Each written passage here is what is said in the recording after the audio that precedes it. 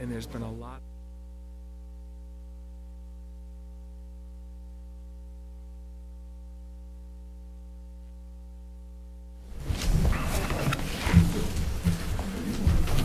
Hey, we don't have student council tonight, I guess, right? Okay.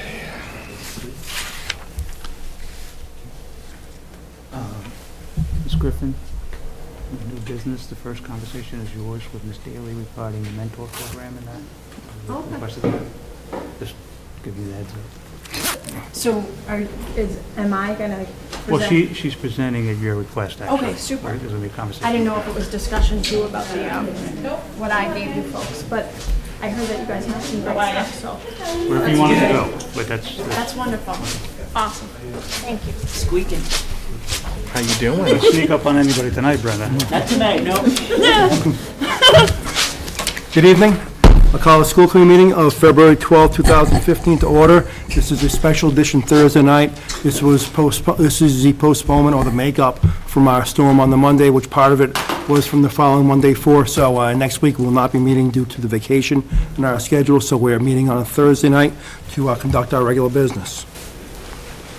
Let's see. First order of business tonight, we have minutes.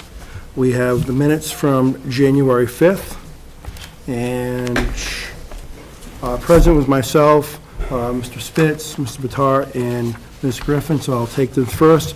I'll entertain a motion to approve the minutes of January 5th, 2015. So moved. Second. Moved in second, discussion or revisions? Seeing none, everyone's all set. All those in favor, please say aye. Aye. Aye, let the record show. 3 in affirmative, 1 abstention, and 1 absent. Secondly, the meetings of January 12th, regular meeting was held in the community room at the high school, and that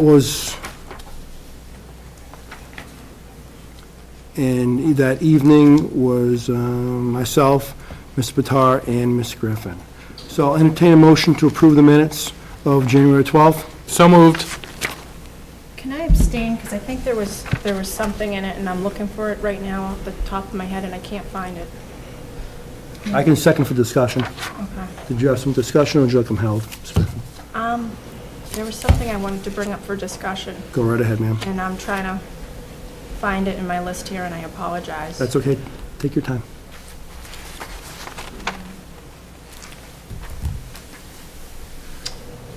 It was in regards to the discussion that we had with Mrs. Susan about classrooms. And I'm trying to go back to find it because there was something written in there that did not reflect exactly, I thought, what was stated. And Should have been like 2 or 3. if I can find Page it. 3.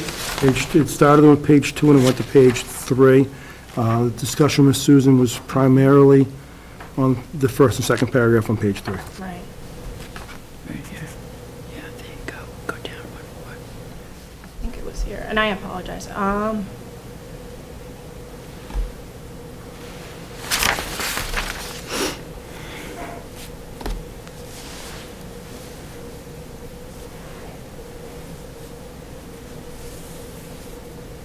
Okay. About the co-teaching and being implemented in grades 7 and 8, and there was a brief discussion. I'm kind of going through something about the model that I was questioning. I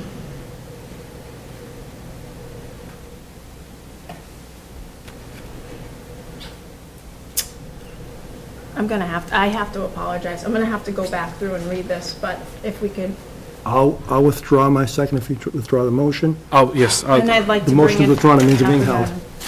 Thank you. So the motion is off the floor and January 12th will be held. Mr. Chairman, if it's helpful, Ms. Griffin, I know there was the request for a full report on the co-teaching model, and that is slated for our next full meeting, 2 weeks from Right. tonight. And that will be helpful, but there was something that was worded in here, and I apologize, and I did put a note on it, but I'm looking back on my my notability thing, and it's not showing up the way I expected it to, so I'm gonna have to read through it again. There was fine. something that jumped out That's to fine, me, we'll but bring right them now up I next don't see meeting, it. that's fine. Okay. Our next order of business will be the mentor update, And Dr. Garso. Thank you, Mr. Chairman. It was at, actually, Ms. Griffin's request that we were going to have a discussion tonight about the mentor program as part of our induction program for new hires. And in a previous meeting, Ms. Griffin had brought some materials regarding programs and had asked for a discussion of what's currently in place. So Ms. Daly, who heads that up, is going to join us and speak to that.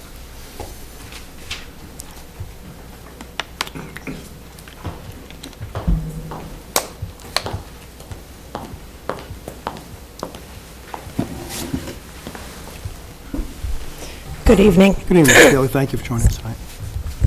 Sorry.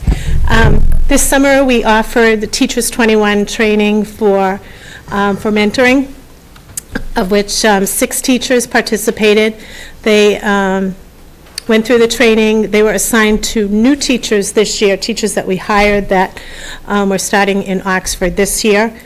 We added those 6 teachers to the 14 that had been trained in years past, working toward training additional teachers and updating teachers so that we get the best people to be working with our new teachers. This year we also appointed a new mentor coordinator who was also trained this summer as a mentor under Teachers 21, and now she's overseeing the program K-12. So from here, I guess our first order of business was the assignment of new teachers to the newly trained people. They participated in our open house for new teachers the first week before school started. At that time, Dr. Garceau presented the teacher evaluation to all of them. They started here with breakfast. They had a tour of the town. The tech director worked with for all the technology that they'd be using in the district once they started. Special ed director worked with the confidentiality piece, the IEP piece, and that was where our program really began. We have verbally agreed to offer the mentor training with Teachers 21 again next summer for additional teachers to be trained, and those teachers who were trained in the past, for them to kind of update or refamiliarize themselves with the program and the protocols. So that's kind of where we stand right now. We've had several meetings throughout the year. Mrs. Peltier, who is the coordinator, runs meetings several times through the year. She's collected logs. The teachers keep logs of the information and the visits that they have with their mentor, the mentor-mentee. Those are passed in twice a year to Mrs. Peltier. She did that in December, and she'll do it again at the end of May, just to ensure that there is reasonable communication between the mentor and mentee. So, I think that this is excellent that this is in place. Some follow-up questions, if I may. Go ahead. So, I know there was talk about a teacher binder for the district, for all staff to kind of be on the same page with initiatives and common language and policies. Is that something that was distributed during the mentor program? Is that something that's still in the works?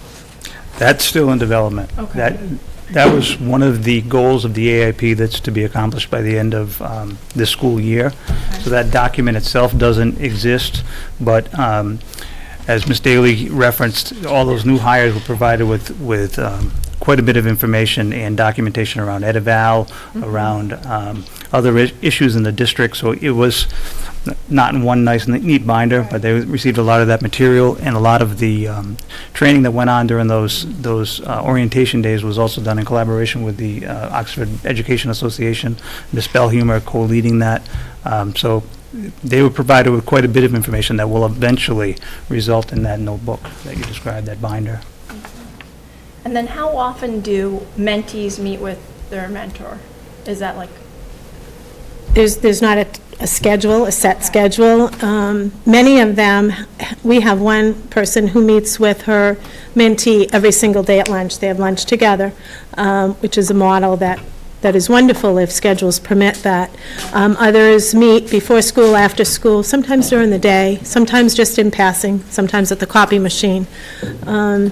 But that open line of communication, you know, either verbally or through email is what we're promoting. Okay. And then if a mentee feels or a mentor has concerns, who would they go to report to? Would it be the coordinator of the program, and how would that be addressed and followed up upon? Well, we haven't had a problem this Okay. year, which is good. They would report first to Mrs. Peltier, the coordinator. And then we would discuss it, and we would share that with Dr. Garceau before a decision was made.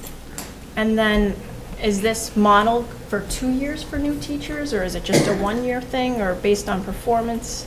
It would be 2 years. Okay. And certainly based on performance. The first year would be the most critical year, working very closely with all the protocols of the district. Everything new is brand new to the new person, and that's an ongoing. And I think the mentors would ease off a little bit as a new teacher becomes more comfortable. Right. I'm glad to see this in place, because I know that it's one of those things that the state requires that we're giving our teachers. Right. And to hear that it's now here makes me feel very comfortable. And was it here in the past, or? My understanding is, and correct me if I'm wrong, Joanne, but that it was, but there's been this new commitment to engage with Teachers 21 and their fully developed curriculum and train our mentors more thoroughly.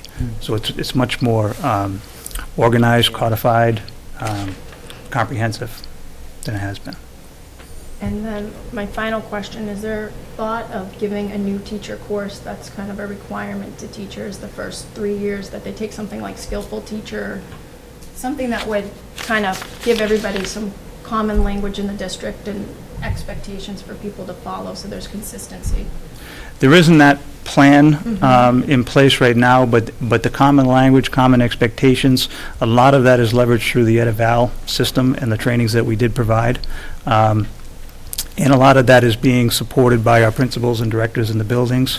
So I think people are quite clear on, you know, protocols and expectations for the district, but we could certainly look into something like Skillful Teacher too.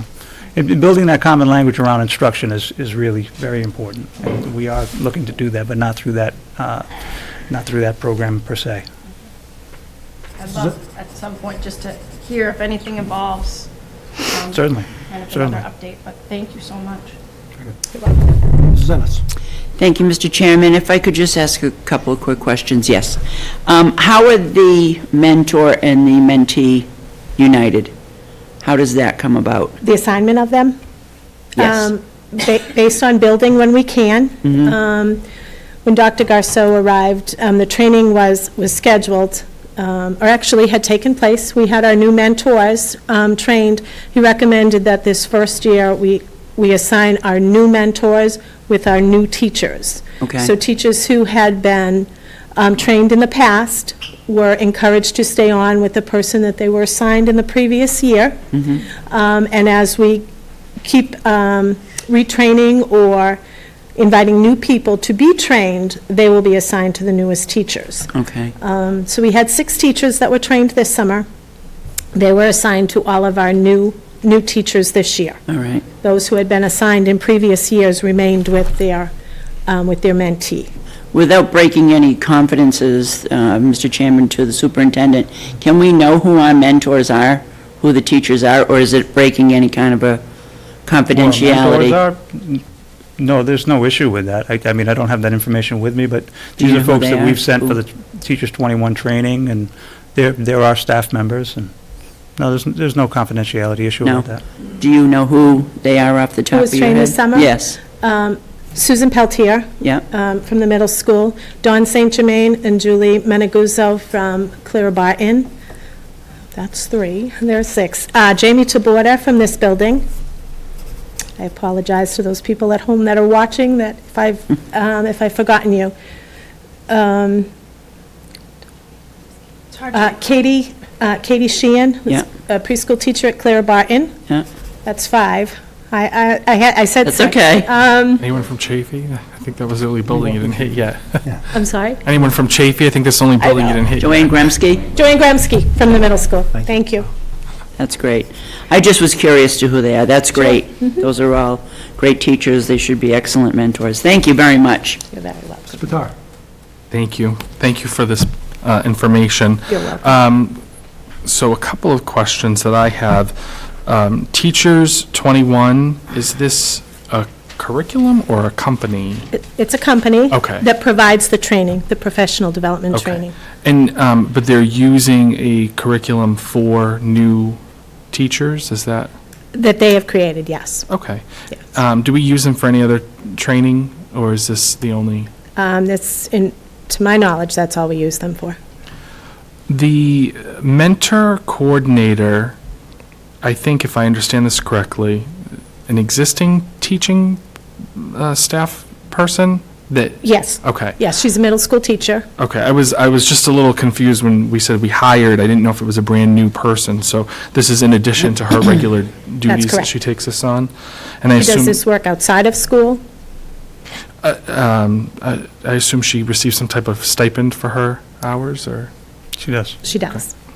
And this is is this only for teachers who are brand new, coming out, they're brand new to teaching, or any teacher who's new to Oxford? Both, Okay. both. I think those were all of my questions. I think that the tour, the bus tour and showing them around town and I really liked the agenda of the day. I think it probably gave them a lot of information that was helpful to get them acclimated to the community. So thank you for this information. You're welcome. Thank you. Again, thank you, Mrs. Daly. I've heard a lot of great things about this program. The teachers been through it, and also the mentors. So congratulations, and tell Mrs. Pelletier to keep it up. That's really helping train our teachers. Thank you. Thank you, Ms. Daly. Okay. Our next item of business would be Camp Character and Camp Touchstone. And I'd ask Mrs. Parma to come up and give the floor to Dr. Garceau to introduce this program.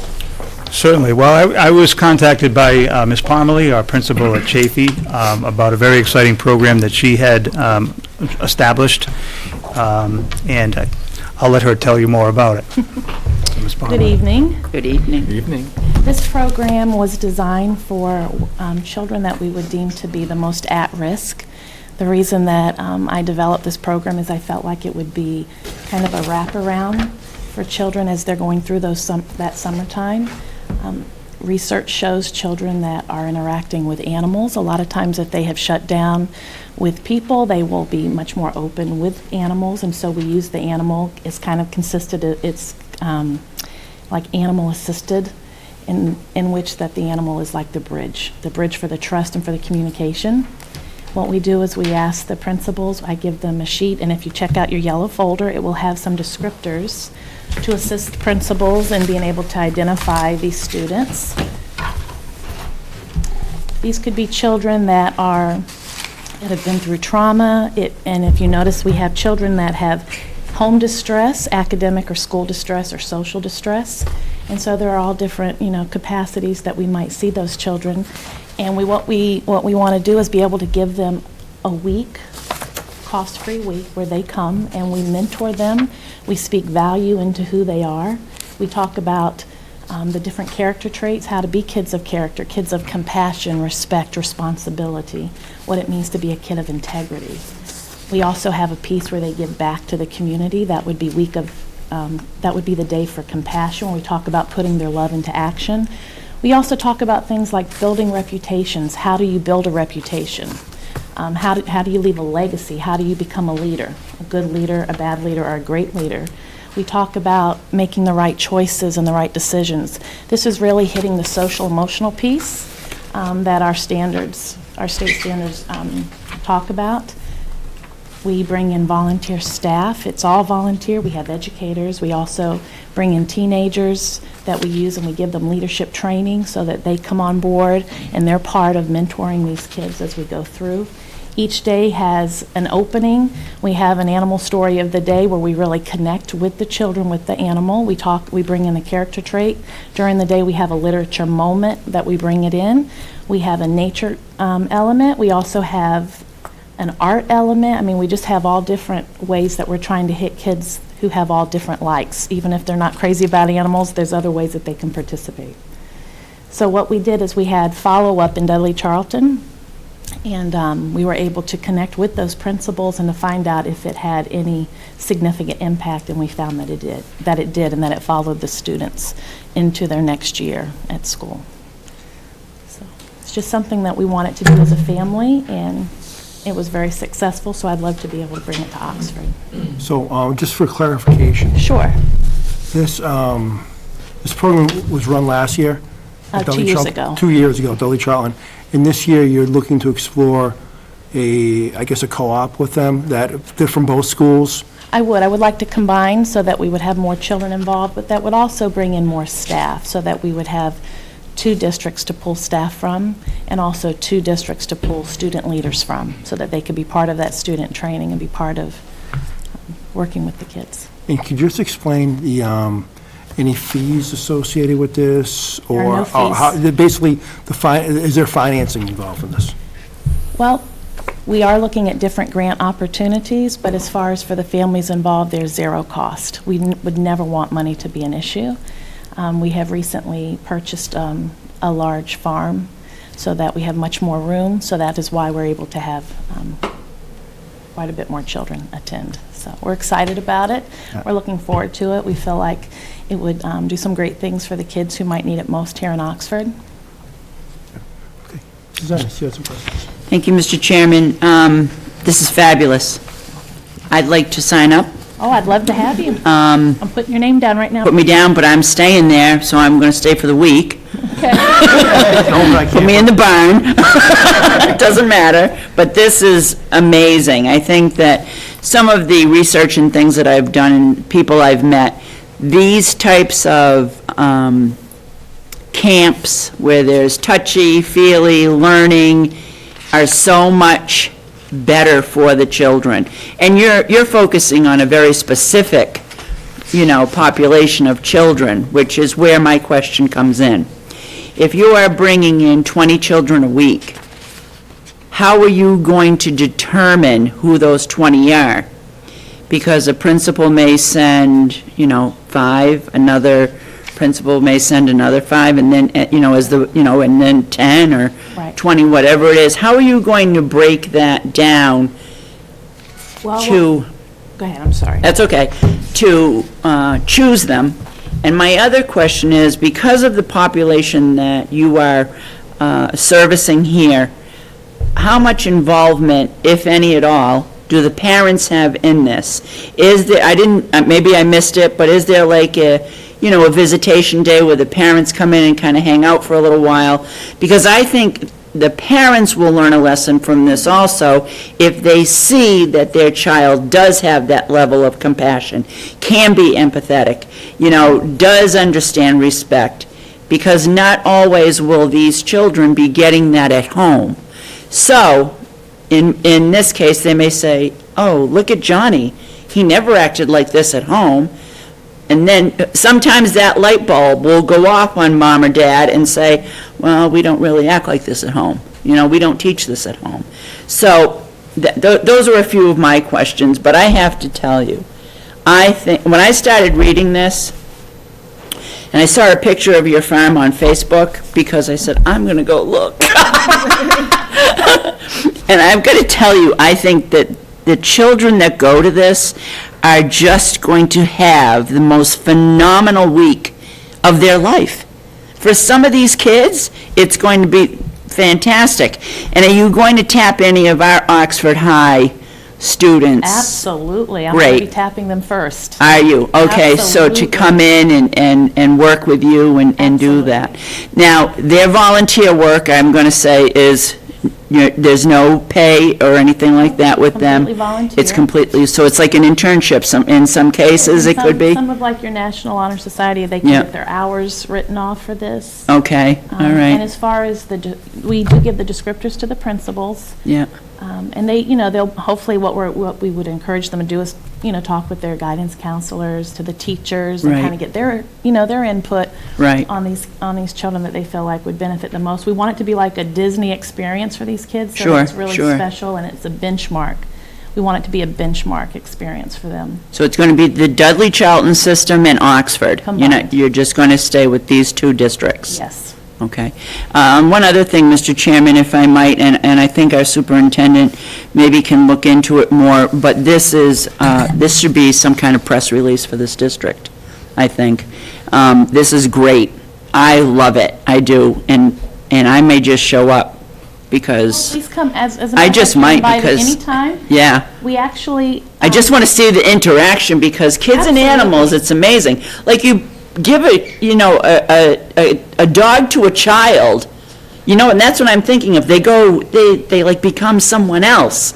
So in this case, oh my God, it's just phenomenal. Right. Thank you, Mrs. Parmalee, very much for this. I think it's fabulous. We do have an information night, and you're welcome to come, where the families come, we explain everything.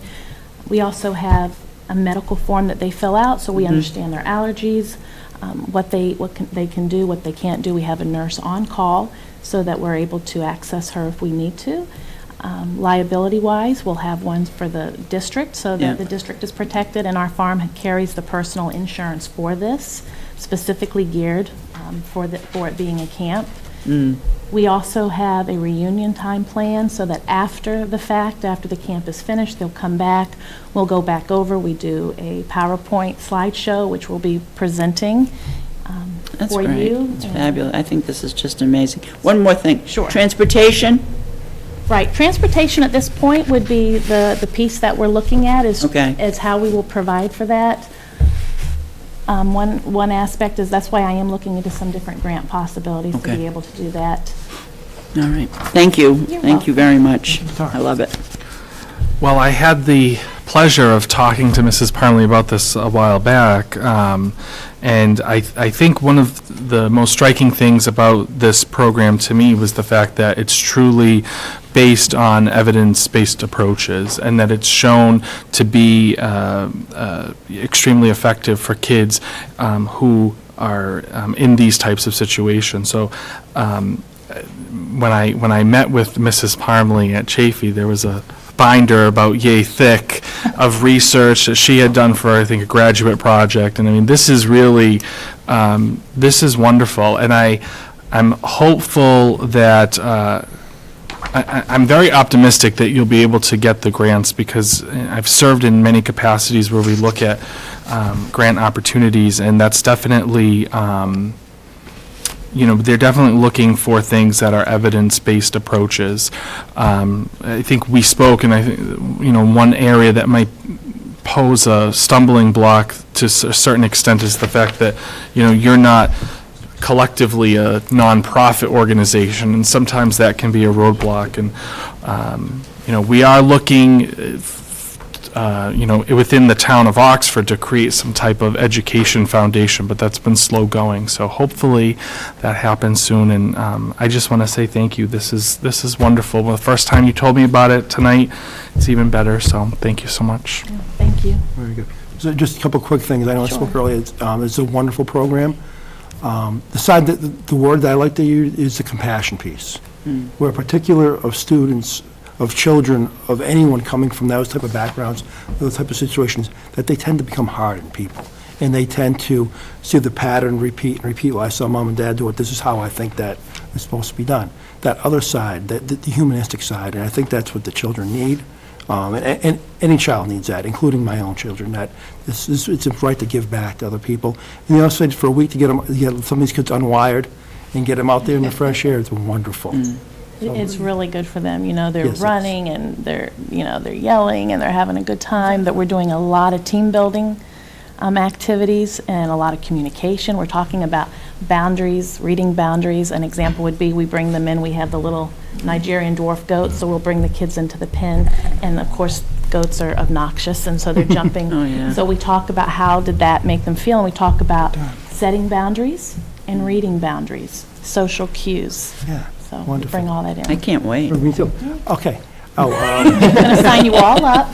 I will entertain a motion to endorse this program for our Oxford Public School children. So moved. Second. Moved and seconded. Any further discussion? All those in favor, please say aye. Aye. Aye. Let the record show, 4 in the affirmative, 1 absent. Good luck, and we'd like some updates. please. Wonderful, thank you so much. Good luck Thank with you, Ms. it. Parmalee. Thank you.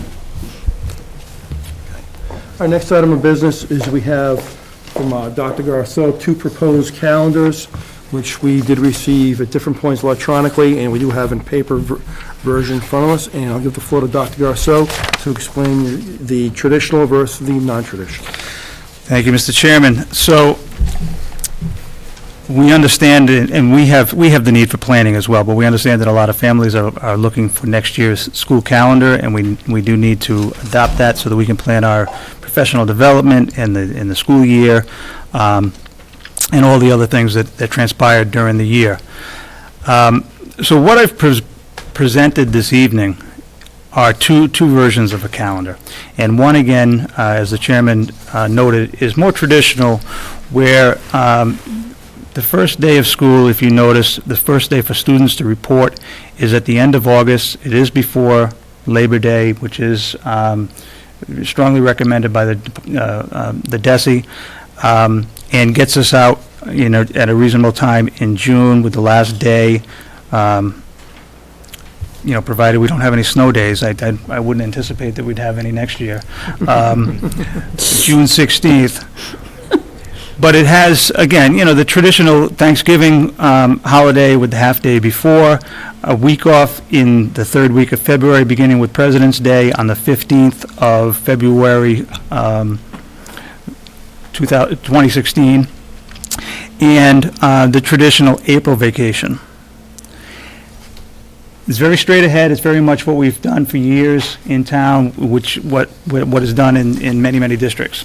The second version differs really only in, and this is driven not, it is, in all honesty, it is driven in part by the number of days we've missed recently. It brings it to everybody's attention. It's also driven in part by the fact that for me and for a lot of teachers and for a lot of parents, it feels like we just get back from Christmas vacation, we're just starting to get traction, and next thing you know, it's time for February vacation, and we're out again. And academically, we can't get the traction that we need. But it also recognizes that the February vacation, one of the reasons people support it and are proponents of it is that it gives kids a chance to get out of the buildings and custodial staff to clean the buildings when it's, flu season and that, and disinfect some and get a little break. So surrounding communities, Auburn is one, Webster is another, not Webster, who is it? Sutton, thank you, Darlene. Sutton is doing it for next year as well. Leicester as well. What they've gone to is in February, President's Day is still the holiday, but they're adding an additional day, the day after, off. So what you end up with is rather than a full week off in February, you end up with a 4-day weekend. So if we're talking about February 2016, we'd go through the week of the 8th through the 12th. The holiday, again, is on the 15th, so Monday would be off, and we would have Tuesday off. And if we were to go that way, we pick up 3 days of, frankly, wiggle room in terms of snowstorms. We also get the teachers and the students out of the buildings a little earlier in June, when we know by third week in June, everybody's exhausted, and the heat is starting to crank up, and it's hard enough to focus. So with that model, with the 4-day weekend in February, we would be seeing the last day of school as February 10th. Those are June 10th, I'm sorry. Wouldn't that be nice? February would have the 4-day week. June 10th would be the last day of school.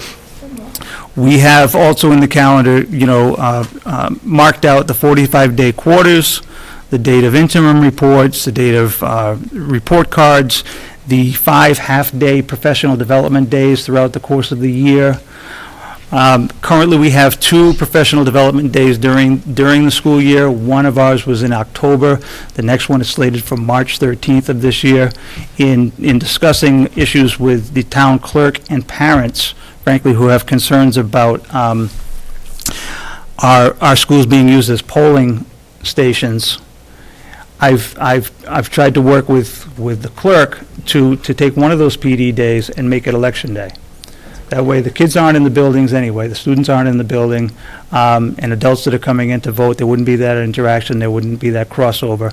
So what I'm proposing is that the first professional development day of the school year would be on the first Tuesday of November, We just get into the habit of doing that. There isn't an election slated for this November coming, but if we just get into the habit, that's when that one would be. And then the second one would be later in the year in March. So that the only conflict we'd have with polling places would be if there were a spring ballot. And on that day, we would have one of our half-day professional development days. And talking with Lori Kelly, what she indicated is the big rush in voting is in the afternoon anyway. So we would have our students in the morning, there would be a little overlap, we'd dismiss early like we do for a normal half-day, and then polling would take place the rest of the day, but that would be more in May. So other than those changes, I mean, the big one is the vacations, but the professional development days going on polling days, which would relieve some of that concern that parents have, and some of the traffic congestion, and would be, I think would be welcomed by the town, I know it would be welcomed by the town clerk. These are the calendars I would propose. If I could, what I would recommend is that we table these for the next meeting coming, because I'm sure you're going to hear from your constituents about this, and parents who are probably burning up Facebook as we speak would have the opportunity also to contact me and raise any questions or concerns, or we give it a couple of weeks to be hashed out, and then discuss it again at the next school committee meeting, would be my recommendation anyway. Okay. But I'd be happy to entertain any Yeah, discussion we'll talk or about it. questions. Thank you, Dr. Garrow. So yes, this will be held to the 23rd, but I do want to open it up now for our member discussion questions. Mrs. Ennis, here first. Do we have our MCAS dates? The MCAS dates are set by the state. I don't believe next year's are set, but they pretty much fall around the same things. This third They week fall in around March. The third, okay, they fall around the same. But right now, ELA and reading, like, for middle school, isn't that the week in March that the professional development PD would fall on, like the 18th, around there? I think it's around the 18th or the 20th. Once they post next year's testing calendar, moving these half-days is pretty easy. That's not a big issue at all. But that's a full day. I don't, The 18th is currently a full day, and so if there was a conflict, obviously, we would move that day. Mrs. Ennis, you still have the floor. Thank you. Based on this calendar, I just did a little research on the days, and if we start in August till we come up to the Christmas break or winter break, we're in class for 66 days. Then there's a 7-day winter break. Then we're only in school for another 28 days. And then we have February vacation. So my concern, my main concern, is one of the things that has been a concern, because I see it and I understand it a little bit, trying to get everybody revved up again is a huge issue. And I know it's tough on the teachers. It's, you've got to refocus, you've got to bring them back to where they were. And given the weather, I don't see how we can continue with a full week of February vacation. And I have put that out there for the past 3 years. I'm not trying to ruin anyone's vacation. That's not the point. The point is, if we are going to have structured learning time without that break, and then you're almost and a teacher will tell you, you do have to get them geared up again. You do have to, kind of get the engagement starting again. So in doing that, I absolutely will support the 2-day long weekend for the February. The other aspect of this that I looked at is, 28 days from our winter vacation, winter break, then having another break. You only go to school for 37 days until April. That's not, it's just, you're losing your momentum, I think. And if we want to focus on learning time, well, we're kind of backpedaling by having all of these days off. So I think we need to get the most bang for our buck in this instance, and I have to tell you, you'd be surprised. This came up on Facebook, and I was in a little chat with a few of our teachers, and a few of our teachers are very much on board for this. They they understand, I think the critical thing for them is making sure that the momentum that they've gained, it continues. So, and the snow days are going to be there. The weather pattern, if you go on the Weather Channel, the weather pattern, we are going to be hit. And we're going to get it again next year. So that's my 2 cents, or Thank you, Ms. Adams. nickel's worth, whatever. Mr. Bitar. Thank you. Before I get into my own questions and comments, one thing that had come up was in regards to starting prior to the holidays, Labor Day, understanding that Labor Day falls very late in this school year. I've heard that there is concern about, bringing the students in and then having that day off right away, and then if there was issues with, it looks like we have September 4th as no school. I should have highlighted that, and if I could. The thinking there, Mr. Bitar, is right. Labor Day is late this year. And what had happened in the past, I guess this wasn't unheard of, was to have another day off during the first week. But the way it breaks down is if the children reported on Monday the 31st, and we had 4 days of school, and the Friday the 4th off, the teachers, the kids, everybody gets one last long weekend before we dig in, right? So they've got the 4th off, the 5th, Sunday the 6th, Monday is Labor Day. And the following week, we come back and it's another 4-day week. And so a lot of what has to happen at the beginning of the year, right from the get-go, is the establishment of rituals and routines. Welcome back, boys and girls. We're going to have a terrific year this year. Here's how things are going to operate. And I've, really made it a point of communicating to the principals that that's a really important time to invest in nailing down your expectations, your classroom policies and procedures, all the protocols, because the more time you invest in that early in the year, the less time you spend addressing misbehaviors later in the year. So taking that time is critical. The other thing that's going on at the beginning of the year is, well, we have the MAP testing schedule. The MAP testing that we do 3 times a year, I've asked Mr. Phillips and Ms. Daly to work to get MAP testing done as early in the year as we possibly can. So if we have 4 days on, and then a weekend, and everybody can, button up their houses or finish up their vacations, and then another 4 days on, I really see those 8 days as being, sure, instructional, but it's also the time where we can really dig in establishing those rituals and routines, making clear our expectations for the year, do any early screenings of students that are going to need interventions throughout the course of the year, make sure we have that all figured out, get the MAP testing all done within those 8 days, so that first benchmark testing is done, and then as of the 14th, it's really go time. We've had 8 days to do all those things that I've talked about.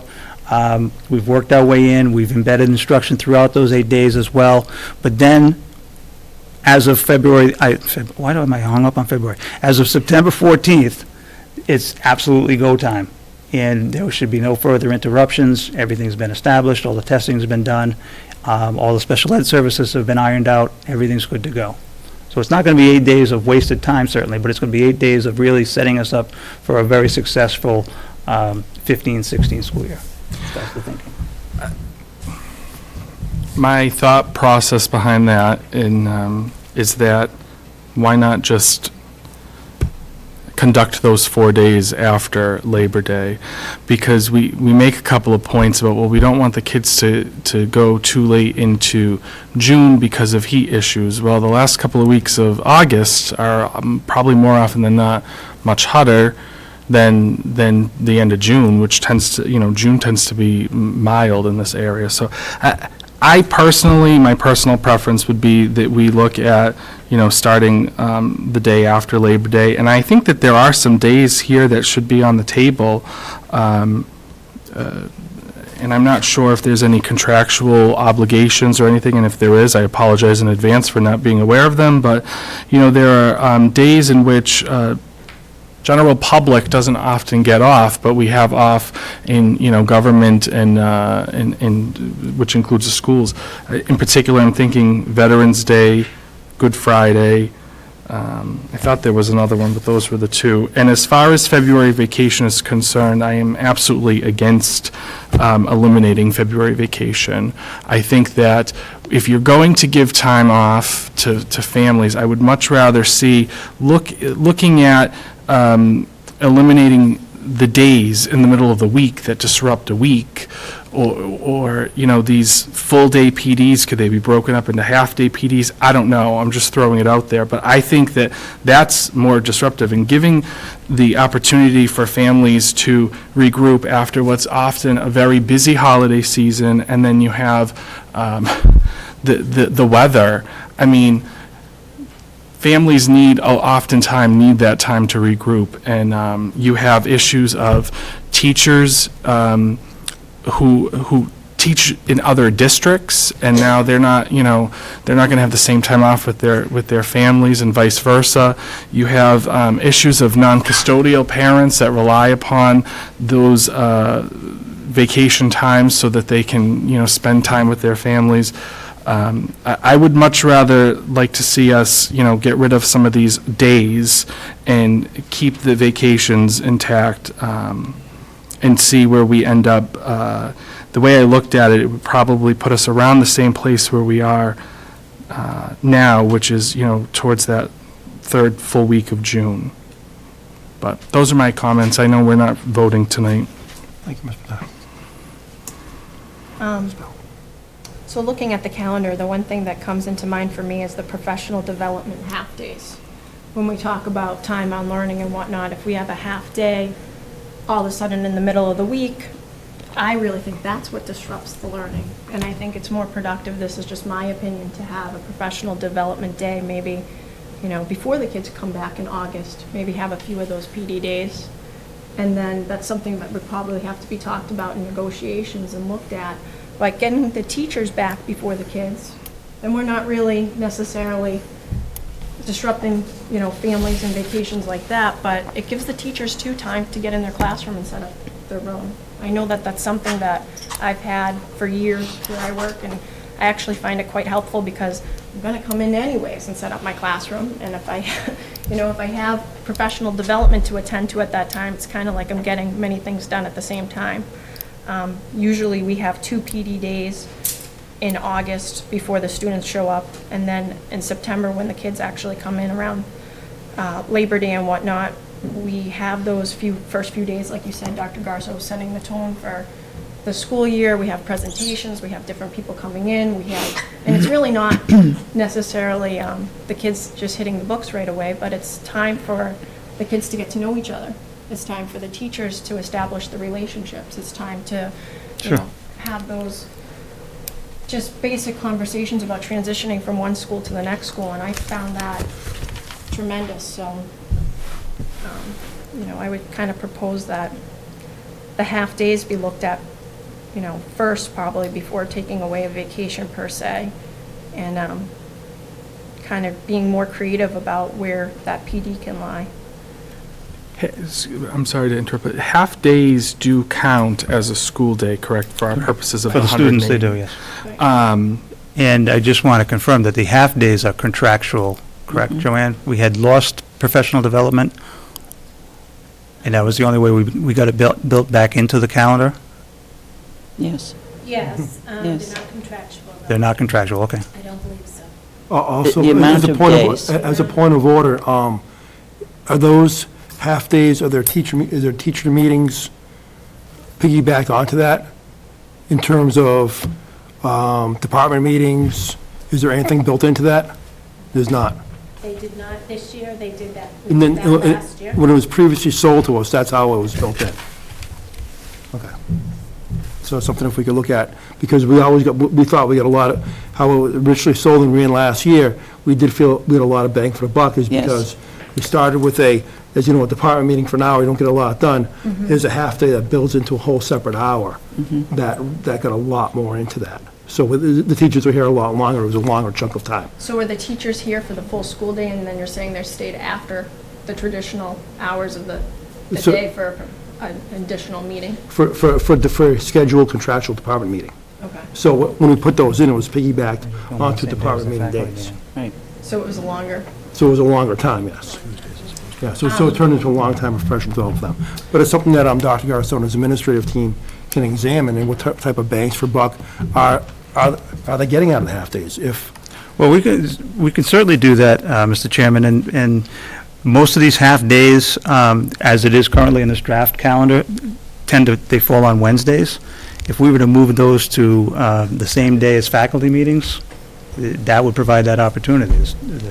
We could have PD during the day, the principals would have that additional faculty meeting to just go right into, and they would pick up the time as you've described. So we can certainly look to make that adjustment. okay, thank you. I apologize, I ahead, forgot Chris. something. Is it okay? Ms. Griffin, you had the floor. It's okay. Okay. One thing, a couple other things, but this topic has come up on the Mass Association of School Committees. There's an email share site, and this particular item has come up on that today in particular, and there was a lot of conversation about it. And I think that, and several other school committee members and field directors for MASC made the point that what we've experienced in January and February is atypical. That to have the amount of snow that we've had in this short period of time is not the norm. And I'd hate for us to make a decision based on the emotions of right now. And I'd much rather see if we could gather any data based upon the history in the district about snow days and see if we can actually normalize it, because this is a decision that we don't want to make lightly, and I think that it would impact a lot of people.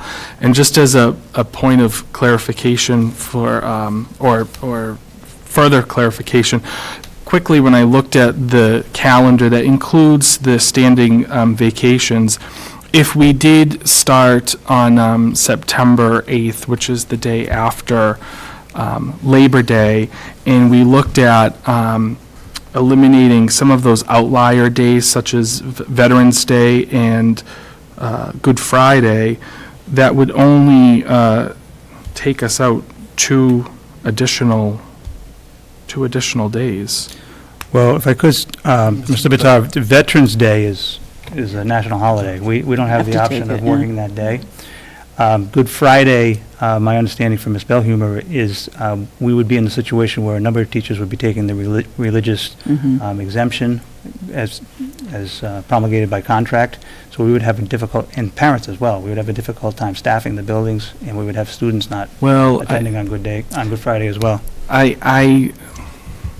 I'm not sure that I 100% agree with that, because several districts in the Commonwealth have eliminated Good Friday because it is a religious holiday and it's not mandated by, it's not a state or federal holiday.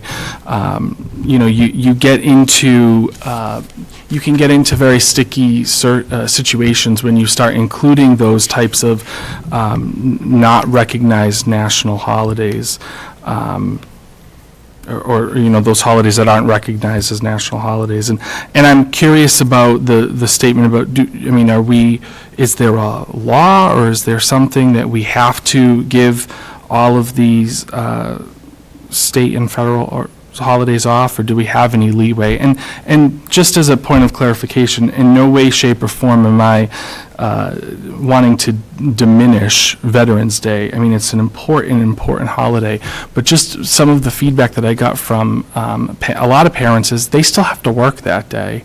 And, I know that the town does a lot of great things. We have the Veterans Day Parade, and, I've attended that. So, that perhaps was not the best example, but I just think that we have some opportunity to, to look at maximizing the time that we have and not making the kids and families go back too early, and where they're not going extremely late. If we take back my Veterans Day, which in retrospect was, I don't know why I said that, it takes us to Tuesday, June 21st, if we eliminate Good Friday. Right, you're talking about Good Friday. It is state law that schools are closed. On Good Friday? Oh, not on Good Friday. I was gonna say, Not I on think Good I Friday, know on state, on state holidays. State holidays. State right. holidays, schools are closed. Yep. You know, and same in the federal holidays, we're closed. Right. So, I mean, that's something with that. And I think as Dr. Garceau said, that where a lot of faculty members here that would have a problem coverage, where they're going to exercise their right to practice their religion, and part of that religion may be going to services at some point on Good Friday. And so now you can the contractual things. A lot of things happen when you get to the, and we're not a very large, we don't have a lot of the Jewish population, but the same thing, the different holidays that do come up, that requires them to go to their religious Right. facility. Well, I would be curious, and I don't know if there's a way about doing this, but about, polling the staff to see how many people would actually be interested in taking that, or who would exercise that right, because, again, and I know you can't always compare the business world and schools, but, in the business world, that's a day, and if you want to take it off, you take a paid day off, so it becomes, you have other religious holidays that we don't recognize, so there is some, it can be inequitable when we start, simply recognizing a very important Christian holiday, and there are other holidays that we don't. Maybe it's that there's simply not a need, but I'm just wondering, has Good Friday it's just always been that way, and we've never really questioned it? So. I would just caution that would be something that would have to be negotiated with the teachers' union. The other half-day that we have, that I guess is a Massachusetts thing, is the Wednesday before Thanksgiving. Is a half-day. I never saw that anywhere else. It's not on, That's usually a PD day for us in our district. So that half day, the teachers stay and we have PD and the buses leave and we stay out. So, some districts, like my district, Right. have no school. Right. It's typically for a long weekend for travel purposes as well, too. A lot of people do travel over that time as well, too. My take on these calendars is, first of all, back to that Friday before Labor Day, Mr. Bitar brought up. That's a very old tradition. You talk about old traditional holidays. That used to be called Fair Day, where back when the farmer community, they had the day off before Labor Day because they went to the Spencer Fair, Woodstock Fair, and everyone brought their crops out there and their cows and their pumpkins, and so it was given off. Well, I think growing up we had Fair Day off, but I hear Dr. Garceau's reasoning, and I also question the 4th. I see no reason why we should not be in school as a three-day weekend. Yeah, I do like Mr. Bitar's reasoning about going to school after Labor Day, starting after Labor Day. I think it's very sound, depending when it falls. Falling here, like this year, worked out very well. Now, when it falls so late in the calendar, as you remember, as you look at this, you're into school for about a couple months, and then you start with the MCAS retakes. And we have a lot of students that need to pass MCAS. And why look at February vacation? We have the MCAS in math and science. They just did the biology, the retake's coming up. These kids might need 3 more days. Some of them may be seniors, like, hey, look, I'm out. But they need those 3 more days, and the momentum must go through. So I'm in favor of the start of the, having the 2-day, very short, brief recess on February vacation is the Monday off the President's Day, and then the Tuesday, and then going back from there. I would like to look at the 4th, is maybe we can pick up an extra day there. And beyond that, I heard some very good arguments from all people, and I'll be open up to, again, from constituents, teachers, to hear different arguments to it too. But right now, I'm leaning towards is shortening of the February recess for myself and my personal vote on how I'll be voting. And this will be coming up again on the 23rd. Okay. Any other questions, clarifications, statements before we move forward on this? I'd just like to propose that administration kind of talk to the union about throwing around the idea of professional development coming at different times and then opening up a full week of instructions as opposed to having a half day in the middle for the kids. And, maybe more time and learning can happen then, but that's just, my thought, and We can certainly the teachers can explore certainly that, chime in absolutely. what they think. Right. And as part of, as a side note, we will start, the new contract will be starting negotiation shortly. And so obviously, anything in the interim would be require a letter of agreement, which may take a little while for this contract, but I think that Dr. Garso here's a message that we'll bring it back and see what we can do. So, Mr. Chairman, just Yes. for my own, just to be clear, are you asking for a different version of this to be produced in 2 weeks? Or is your bigger concern just the Friday the 4th, or would we continue the conversation that night and maybe make amendments by month to By iron month, this out? I think by months. Handle that? Yeah, Okay, I think all we can look at this, and then we can make individual amendments. We do have 4 members. I think this is huge that we do need 5 members. We talk about, it's one of the larger things, is like contract and calendar. Calendar's huge. I like to have, make sure we have a full board. Before we do that, if we have to get down to the crunch and we have to approve it because people want it, then we have to do whoever's here.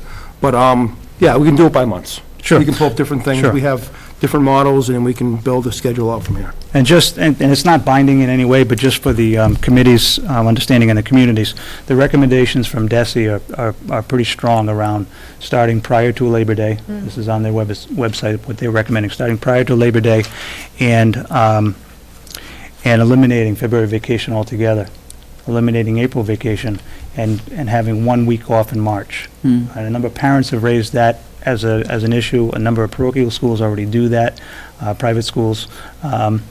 So it's certainly more radical than this approach, but that's what a lot of people are looking at and really have been looking at and moving towards long before this winter storm, so. And whose recommendation from DESI, like, who came out with that per se? Is it the whole department, or is there one particular person?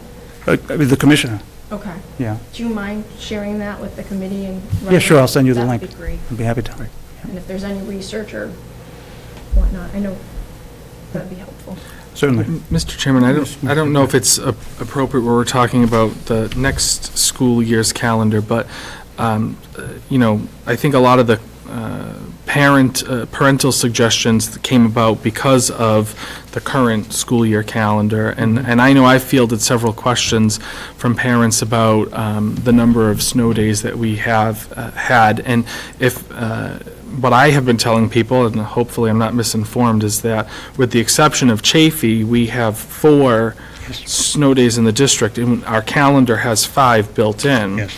So at this point, it would be premature to start having discussions about eliminating any days off within the current school year calendar. There's no discussion of that. Correct, okay, thank you. The other point of clarification is, because Chafee did have that 1 extra day off due to the boiler issue, how will that be handled or addressed? I know kindergarten doesn't have to go the full 180, but would we have first and second graders go a day beyond the rest of the district? We do need to make up the day for Chafee. And after running it by the union, Ms. Belhumer, and speaking with Ms. Parmalee, we gave the staff at Chafee 2 options for making up that day. We offered to allow them to make up that day on what is currently a scheduled PD day for us, district-wide, March 13th, or the option of coming in on Good Friday and working on Good Friday. And overwhelmingly, the choice made by Chafee staff was to do it on that PD day. So while we'd like to have them in PD, we do need to make up the day. So that's the allowance we're going to make. Dr. Garso, so if I hear this right, so when will they have their makeup PD day? The content that's going to be delivered on that PD day is going to have to be delivered through their faculty meetings with Ms. Parmalee. Dr. Garso, we do have a contractual issue. If those people, did they go to work that day? If they didn't go to work that day, they've got to make up the day. We had the same issue last year as well. You're correct in that. So we're going to have to revisit that. You're absolutely right. Thank you. And given that we're looking at potentially some days next month, you know, I think the sooner the better, because I think Good We will Friday is... absolutely- yeah. Well, Good Friday is April. My issue in trying to identify the day was the instruction, and I was thinking more on the children's side, but you're absolutely right. Okay, So we'll revisit that. thank you. Thank you. Anything else before we move forward? Okay, Dr. Carso, you have your initial draft budget, please.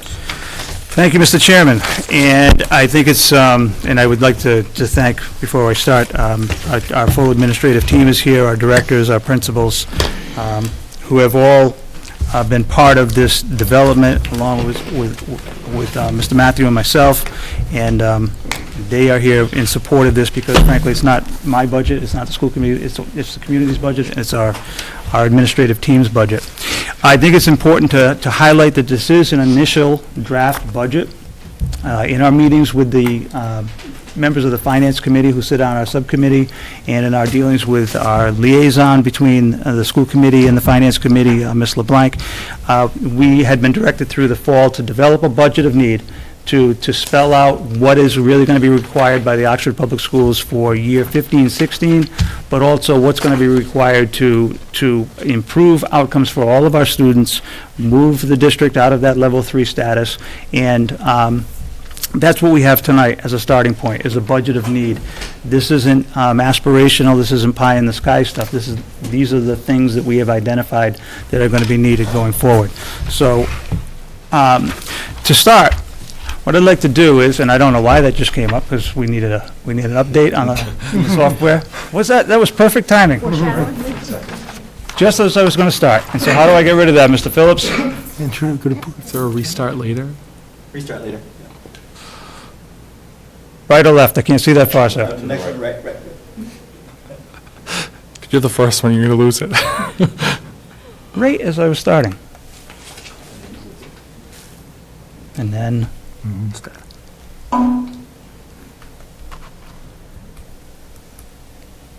There we are. Thank you very much.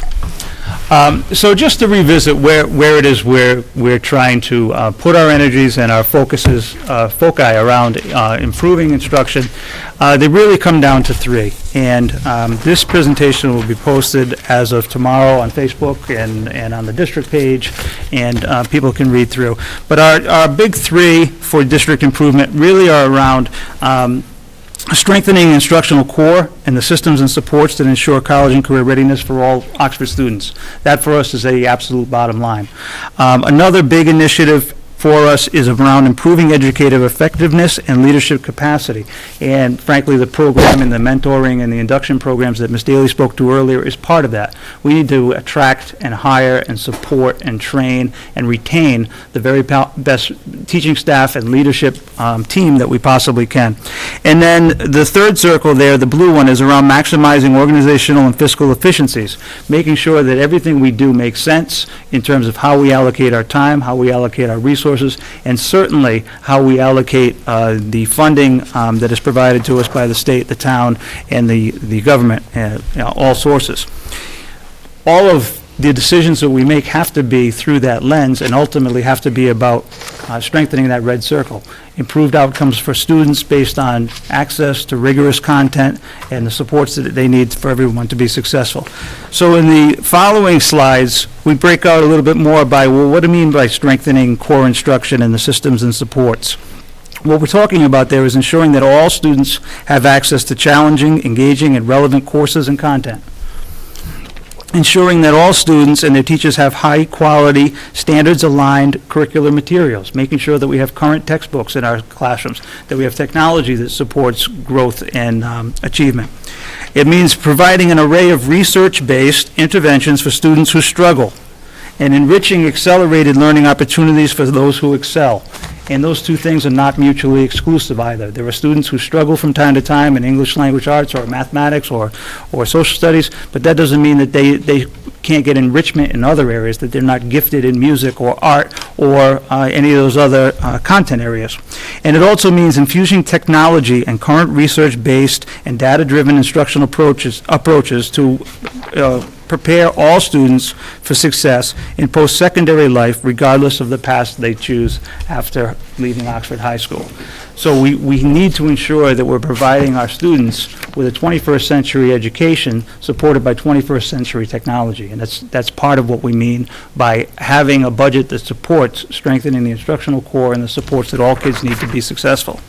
The second circle, what do we mean by improving educator effectiveness, and why is this so important? Frankly, because there's no greater impact or factor in the success of our students or the growth that they demonstrate over the course of the year than the quality of the teacher at the front of the classroom. We need to, again, attract and retain the very best and brightest and grow them through their career from novice to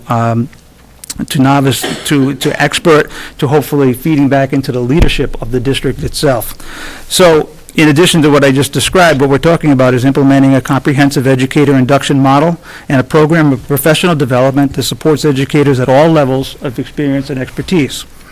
Establishing clearly articulated expectations for the quality of effort, work, and commitment to the students of Oxford.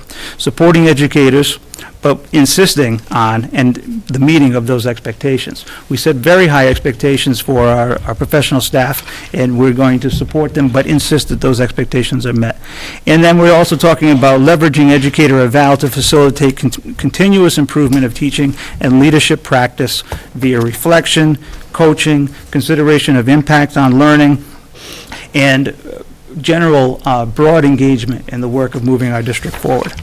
And then finally, when we're talking about maximizing organizational and fiscal efficiencies, we're talking about examining all policies, all practices, all procedures to ensure that they make sense and can clearly be seen as supporting the priorities described earlier, especially our red circle around strengthening core instruction.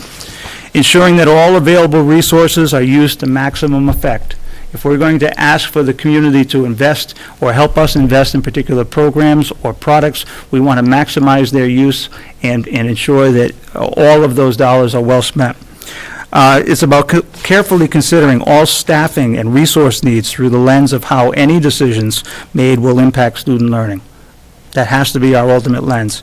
And where necessary, it means redesigning, restructuring, reimagining our school schedules and our organizational charts in order to better meet the needs of all students and provide the access to rigorous content and the supports they need to be truly college and career ready.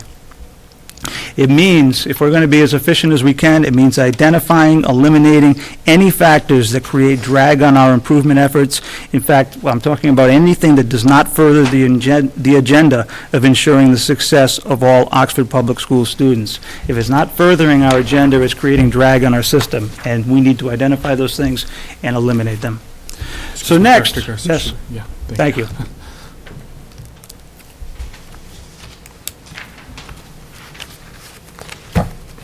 And again, this full presentation will be posted tomorrow, so people can read through it whenever they have the time to do so. So next, what I'd like to talk about is a little bit of the context of the district. The Oxford Public Schools, we service just under 1,900 students in grades pre-K through 12. We provide free bus transportation, and we also provide after-school busing for our secondary students involved in a number of activities every day. And as the largest of the town's departments, we employ a staff, I should say, of 329. That includes virtually everyone from classroom teachers to assistants to food service personnel to custodians to daycare, before and after school, and administrators. A little more about our context. We operate 5 buildings across the district, with our central administration being housed at the community center. But we have the Chafee School, which went under major renovation in 2003. The Barton School, opened in 1955, also went under major renovation in the early 2000s. Oxford Middle School, which has gone under significant renovations in the last few years. Oxford High School, which opened in 2002, and the Coffee School, which opened in 1979. Additionally, we manage multiple athletic fields and facilities for use by our students and our programs, but we also make those facilities available to community groups and sporting organizations such as Oxford Youth Soccer, Youth Football, Little League, Babe Ruth Baseball, Senior Babe Ruth Baseball, and others. Recently, as part of our context, we have had significant improvements and renovations conducted. And this really speaks to where have budget monies gone in previous years, frankly, some of them anyway. Around the OHS, new construction, circa 2001, The Barton and Chafee renovation projects around 2003. Again, the middle school envelope, meaning the windows, the roof work, the doors, and the HVAC system that has just really been completed this summer and still is being buttoned up as we speak, and the ongoing maintenance of our fields. Not an exhaustive list, but these are the kinds of things that our allocations support. Coming on the horizon in terms of facilities, we know that soon we're going to have to resurface the track at the high school.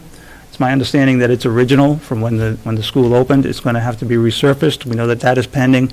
We also know that there are concerns around the entranceway overhangs here at the high school that really date back to the original construction. And in a winter such as ours, we have concerns about, the integrity of those systems and the possibility of leaks and those kinds of things. And an issue that's very important to the community is around establishing closed-circuit camera systems to enhance school safety and security, which we know are looming. Also, our current status. Our current status is that the Oxford Public Schools are designated as a Level 3 district. This is a very temporary situation. It's based on DESE accountability formula, and the OXBS is currently designated as 3 because of Oxford High School being designated as a Level 3 school by the DESE. So the accountability formula factors proficiency and growth rates on MCAS. It also factors in 4- and 5-year graduation rates and dropout and re-engagement data. And then it considers the OXPS schools' performance as compared to like schools statewide and ranks all similar schools. And it's based upon that formula that Oxford High is currently temporarily designated as a Level 3 school. And both OMS, Oxford Middle, and Clara Barton are currently designated as Level 2. Well, what are we doing to consider, or what are we doing to address that concern? So in order to address it and move out of Level 3 status, the Oxford Public Schools has committed to a very small number of very specific targeted improvement initiatives and has already made, just since this summer, has already made significant progress on a number of these areas. These include transitioning to more challenging standards and expectations for English and mathematics K-12, committing to a small number of research-based best instructional practices for building literacy and numeracy skills across all content areas, implementing co-teaching models so as to guarantee access to rigorous content and high-quality instruction for all Oxford students. We have doubled the number and are expanding the variety of advanced placement courses offered at Oxford High School. We facilitated the tripling of the number of OHS students sitting for the PSAT this year. We are currently implementing a new research-based and standards-aligned literacy series named Wonders for grades K through 6. Adopting the technology-supported and standards-aligned Envision Math program in grades K through 6. Developing aligned curriculum maps for all content areas in grades K through 12. Implementing the Massachusetts tiered system of supports, committing to the effective utilization of both district and building level data teams to inform instructional decision-making and strategic planning, and fully implementing the Department of Education's educator evaluation and support system. What's important for people to keep in mind, for the committee and the community to understand, is that districts throughout the Commonwealth are challenged by multiple unfunded mandates, whether they come down from the federal government, the state government, or the Department of Education. And while our revenues have not increased, the mandates have, and we are now held accountable for meeting all of these mandates, and they are very prescriptive around issues like time on learning, transportation, conducting coordinated program reviews, MTSS, homelessness legislation, meeting the needs of our English language learners, homeschool monitoring, MCAS, and many, many more, technology planning, reporting and auditing, and most recently, Chapter 222. We operate within this context of limited resources and multiple mandates, and trying to meet the needs of all of our students. What's also important for people to keep in mind in terms of context is that the Oxford Public Schools rely on basically a very small number of funding sources. The state provides us funding on a per pupil allowance through Chapter 70, and also we receive some revenues through charter school reimbursements. In addition to the state, the Oxford Public Schools are funded by the town. The town meets the required minimal contribution as promulgated by law, and also has supported the Oxford Public Schools with unrestricted general government state aid or UGA funds. In addition to the state and the town, the Oxford Public Schools uses federal entitlement grants to meet the needs of our students. Examples of those are Title I, Title IIA, the IDEA legislation 94-142. And lastly, we do have some revenues that come in through tuitions at the Coffee School for special ed placements within our district, and in previous years where we had school choice in, that was another revenue source for the district. How this works, on the next page is a brief description of how state allocation works, and also what our current state aid is for this fiscal year. You'll see that as $10,258,000. And charter school reimbursement, and there are descriptions as to how those are formulated. So again, Chapter 78 is a function of the 93 Education Reform Act, and established a formula that provides funding based on the number of students we have and the number of students that we have in up to 14 enrollment categories. So there are weighted numbers applied to students by grade level, by special ed status, by low income status, and English language learners. And then the charter school reimbursement is provided to sending school districts to offset increases in charter school tuitions year to year. From the town, again, the law states and dictates the required minimum contribution from the town of Oxford. You'll see that as $9,000,001 for this current year, and this is just, again, for discussion purposes, because it's based on this year's numbers. The unrestricted government aid, which the town has forwarded to the schools to fund our services, and assessments. So beneath that, it's examples of assessments are expenses incurred by the town on the Oxford Public Schools' behalf. These include employee health insurance, general insurance, retirement contributions for non-MTRS employees, shared facilities and maintenance, town administrative expenses, and things like plowing and sanding and those kinds of things, maintaining. So we are assessed by the town for those services that they perform on behalf of the schools. The town has historically budgeted the required minimum to fund education, but in recent years has also provided the schools with the additional unrestricted general government aid or UGA monies. And this year that was $1,780,343. Federal grants, you can see spelled out there, Title I, Title IIA, IDEA are all revenue sources for us, and you see beneath that tuitions. For coffee, we're projecting $700,000 coming in tuitions there, and then because of the quality of our special ed programs in district, we have surrounding districts who will tuition their students in.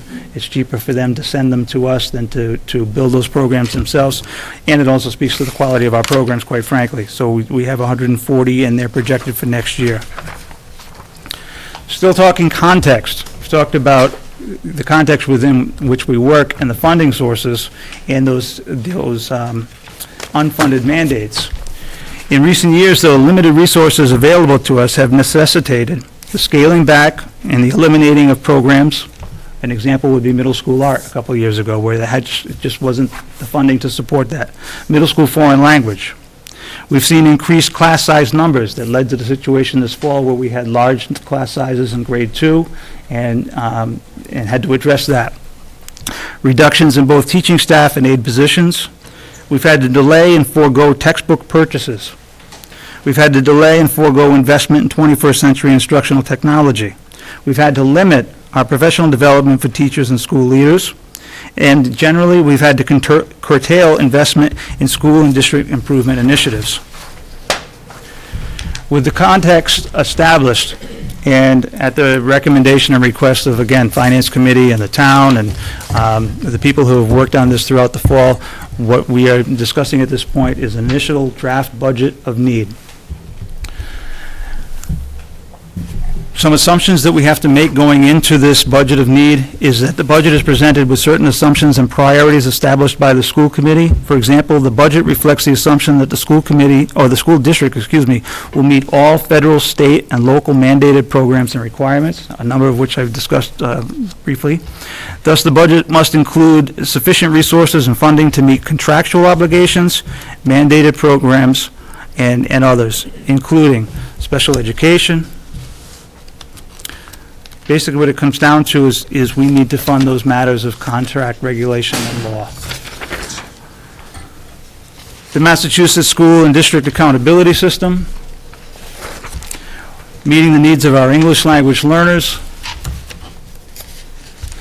Section 504 in the American Disabilities Act, the Ed Reform Act that requires our participation in MCAS, educator evaluation, and others, with those assumptions in place, so that no one thinks that we are scrambling to get this work done.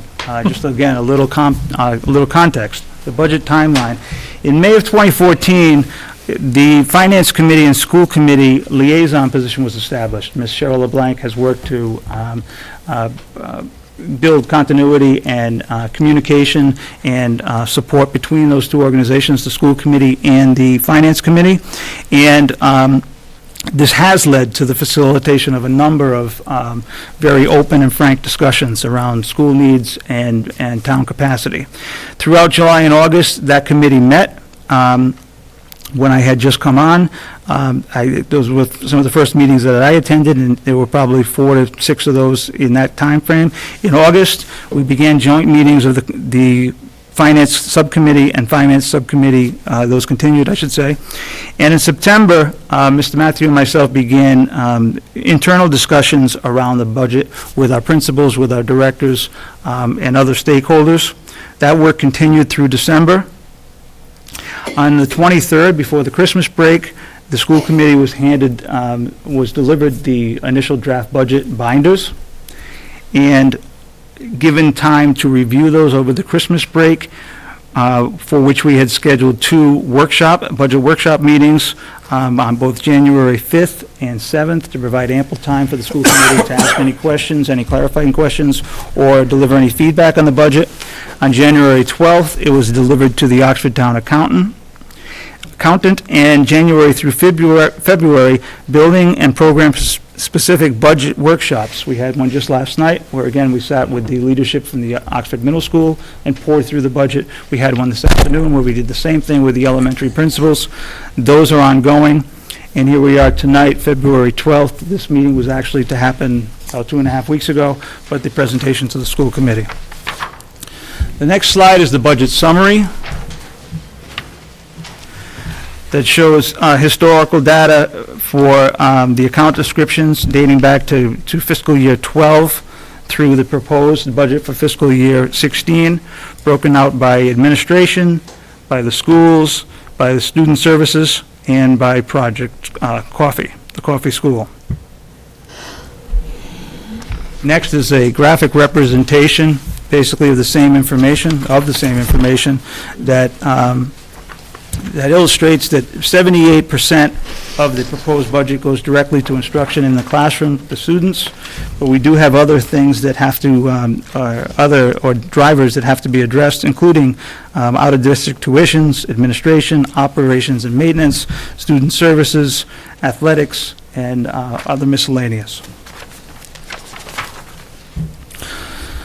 Driving the budget and the budget requests, and in pursuit of addressing our level 3 status and improving outcomes for all kids in the district, all students in the district, there are really 3 big buckets. They come down to matters of human capital and staffing, matters of teaching and learning, and an investment in 21st century instructional technology. Staffing first. In order to be as efficient as possible and to maximize all available resources, the district carefully scrutinizes all positions and, where possible, converts positions from one role or function to another. Conversions are most often cost neutral. They often result in savings. Examples in the 15-16 budget include the proposed conversion of an Oxford High School ELA position to a literacy coach, the conversion of a science position to a STEM coach, certainly, the conversion of a guidance counselor to a school adjustment counselor, the conversion of a TA at the middle school to a technology teaching position. All of these are trying to be as efficient as we can with the staffing that we have. Once we've considered all conversions, it often becomes apparent that we need to incrementally increase positions, and districts often employ part-time staff. So a full-time employee is captured in the fiscal year 16 budget as a 1.0 FTE, a full-time equivalent.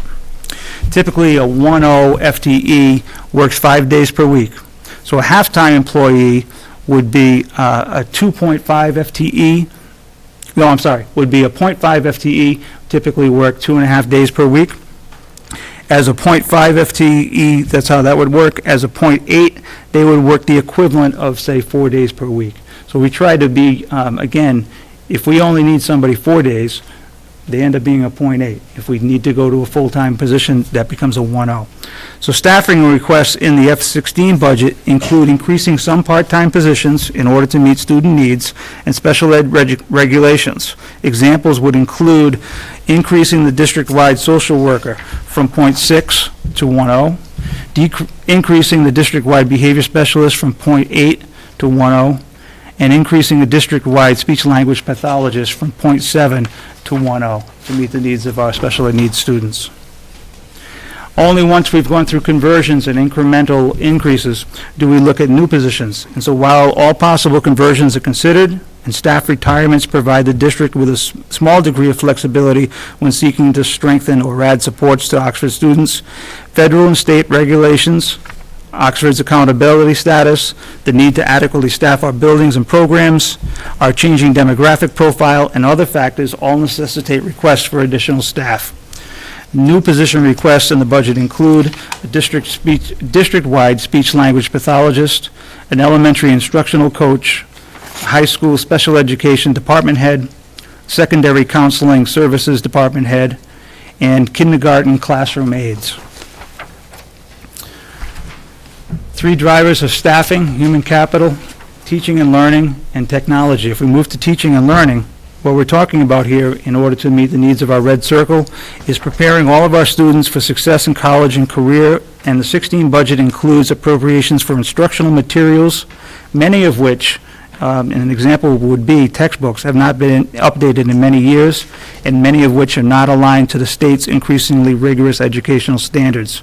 Examples would include textbooks at all levels virtually, but particularly at Oxford High School, student assessment and interventions, consumables and lab materials, classroom and office supplies.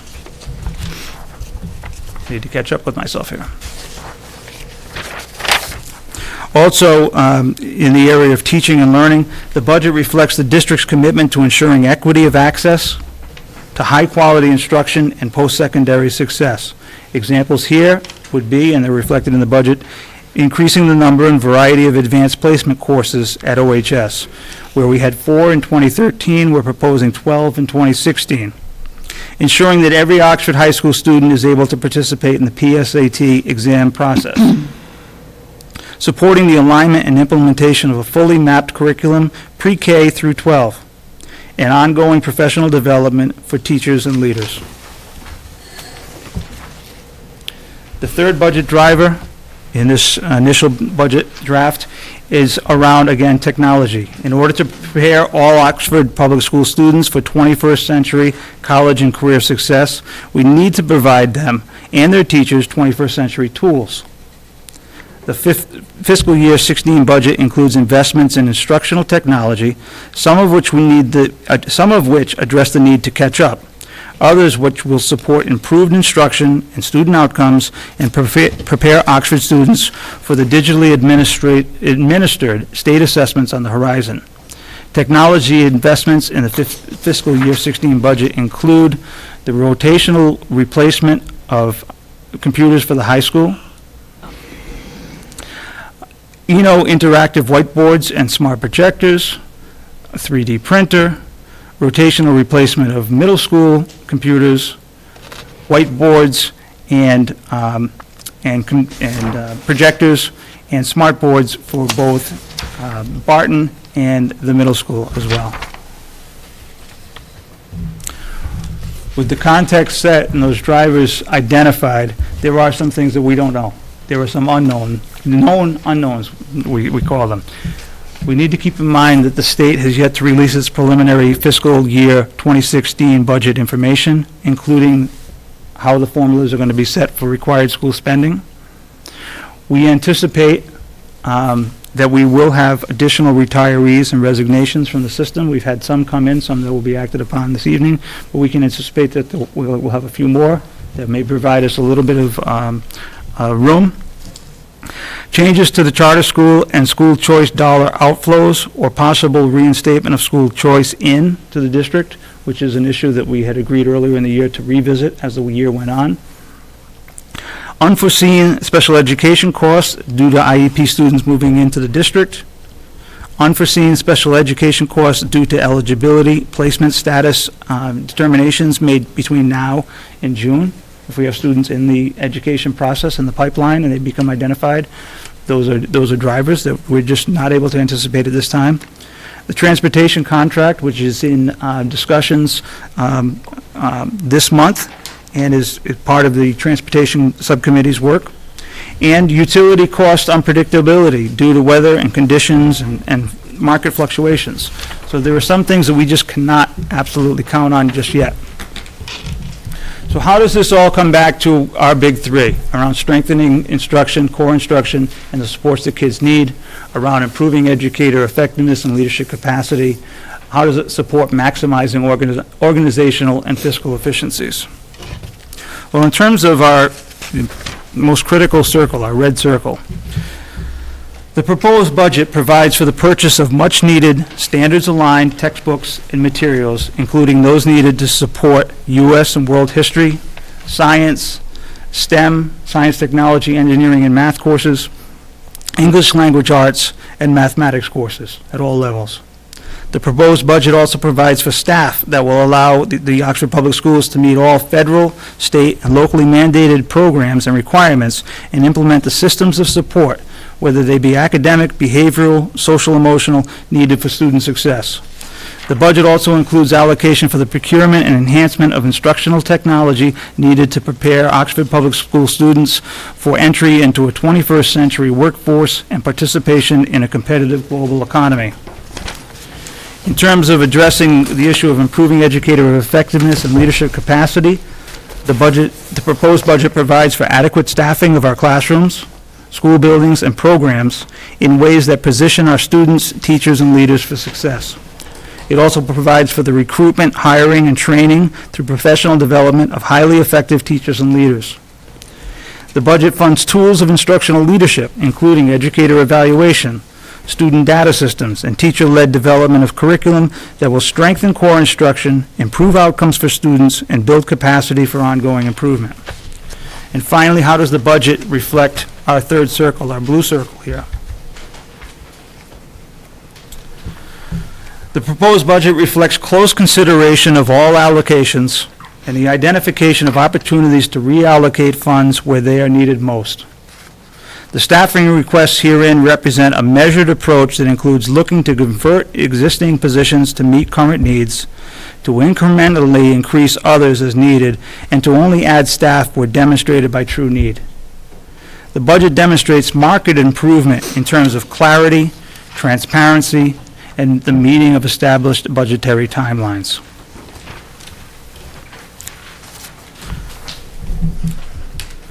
Some of the dates of this, predate this meeting, because again, this presentation was to happen a couple of weeks ago. But as I said, we've been at this work since the summer, frankly. And on the 3rd of February, we had the budget workshop for the high school, where the school committee, again, went line by line through it with the administration. We have the regularly scheduled meeting for the 9th, which is tonight, actually.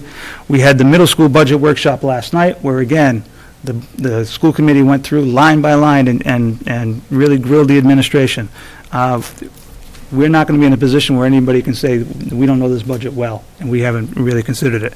The elementary school budget workshop is scheduled for the 24th. Student Services and Coffee will have a similar workshop coming up where, again, we can go through and scrutinize every request and every allocation. Our regularly scheduled school committee meetings, and then by law, we are required to present our finished product, our final budget, at a public hearing, which we have set the date of March 30th. So we're holding ourselves accountable for being prepared to do that at that time. That being said, that concludes my presentation of the initial draft budget. Thank you, Dr. Garceau, for the most informative report. And Dr. Garceau hit so many points that it is a true budget of need. What we collectively feel, along with the administrators are in this room, every member of his administrative cabinet is here, as well as the superintendent business manager, in going through a needs-based budget. That this is not a budget that would say, here's a dollar figure, go fit it, go make it work. Dr. Garceau, being his first year coming in and going through the reports, going through what this district needs to move from a 3 to a 2 and then go forward from a 1. This is what he has identified, the administrators, his team has identified, this is what we need to go forward. There's not a lot of fluff in this budget, ladies and gentlemen. This is the budget that can propel Oxford Public Schools forward. And so I congratulate you and every member in this room on preparing this budget. At this point now, the school committee has to deliberate it, and there will be some decisions that be made to fund, unfund, and where this budget is going to go from here. So this is, we have had budget workshops, as Dr. Garceau has said, with the high school and the middle school. We do have them coming up with the elementary schools, with Project Coffee, with every department that submits to the budget. And now they go back to report back to the school committee, and there's justifications on why certain things are needed, and things become prioritized. So basically how the budget process works from here is we set the priorities, we look at what you have identified and what may come down to our final dollar amounts. So we thank you for that, and we'll be talking about this again at our next scheduled meeting. And then finally, as was, I'll reiterate, is we have a public hearing on this on March the 30th. In a public hearing, each and every member of the community is welcome to come in to speak on the budget, and everyone will be recognized, that it will be posted as a public hearing. This budget will also, it will be online. Will paper copies also be available? We can certainly make In the those library? available. Yeah. Okay, town hall and the library, so with a paper copy as well. So anyone out there, that I know we're still broadcasting with Access Oxford, there are some questions with that, but it was very important, we did have this meeting tonight, so the residents community can see the budget presentation and the next steps in being transparent and delivering our budget and for community input. So that's where we stand, and I'll open up to members. Member Bitar. As a point of clarification, slide 26 that has the historical summary and then goes into the FY16 request. In the prior years that are reported, that has been the operating budget for the Oxford Public Schools and does not include any capital requests. The budget that we've presented this evening does include operating and capital, and we have yet to, at this point, separate that out, which is something that we have done in years past. I just want to make it very clear to those watching at home, and I'm correct, Rich, and this budget is everything, whereas the prior year budgets were truly just things that we did within our operating budget. To clarify that statement, yes, it's true, but the capital that's included here are not infrastructure capital. It's not purchase of vehicles. They're not major repairs to buildings or anything along those lines.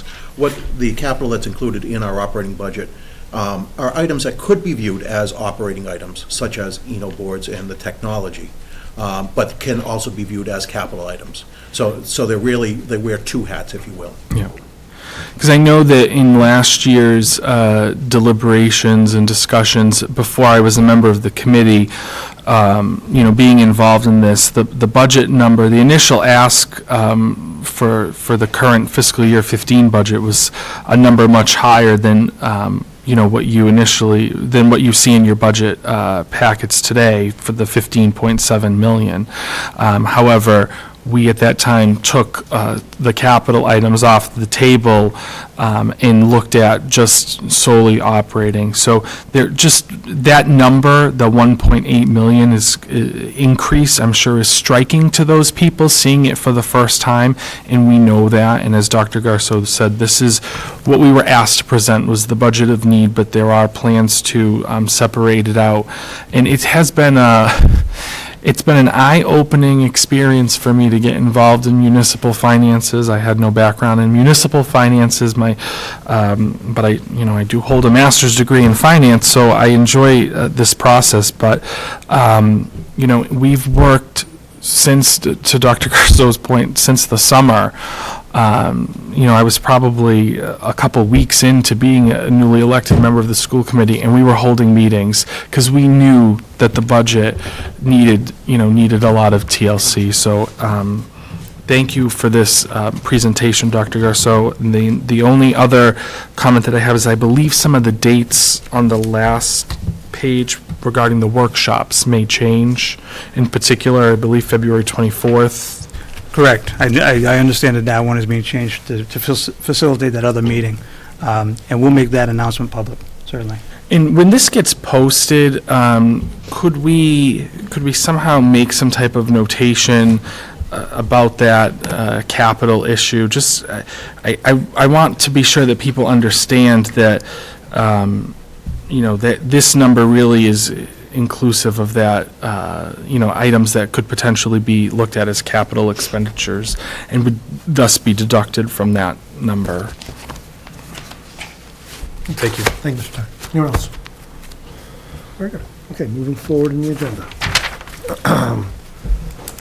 Our next order of business is a field trip request for the NJLTC on a trip to Norwich University. And originally, and the dates have changed on that, so members, please note that our paperwork, we did receive notification from the commander. The dates have changed from March 25th to March 29th. It's the same program, but from the 25th to the 29th. I'm sorry, March or February? March. On the agenda, it had it February 25th to March 1st, but due to our lack of meetings and lack of approval for it, he went to the next cohort with this. So he backed up to a different section, and next section is 325 to 329. Okay, so I'd entertain a motion to approve this field trip. So moved. Moved in second. Discussion. All being none, please, all those in favor, please say aye. Aye. And I shall abstain. My daughter has gone to this program before, and she's a member of LTC, and I'll just abstain for anything there. So let record show 3 in affirmative, 1 abstention, 1 absent, motion passes. Retirements and resignations, I report out that Michael Adams has resigned as OHS head football coach. Mr. John Lambert is retirement. He was a middle school music teacher. And Ms. Deb Feingold, OHS English, has resigned. Okay, subcommittees. Mr. Bitar, do you have an update? On the transportation subcommittee, no, I do not have an update. Unfortunately, between illnesses and the snow, it's gotten the better of us, and we had to cancel our last 2 meetings. And in light of the number of meetings that we have surrounding the budget process, the negotiations with the teachers union, we've made a decision to postpone the transportation subcommittee meetings until a point in March. So at this point, we have Mr. Matthew has everything he needs in order to put the bid out for the busing contract. The committee has the subcommittee rather has several policies that they'll be considering for recommendation to the school committee, and I've mentioned those before. And but we really want to polish that, and then we will report back hopefully in April. Thank you, Mr.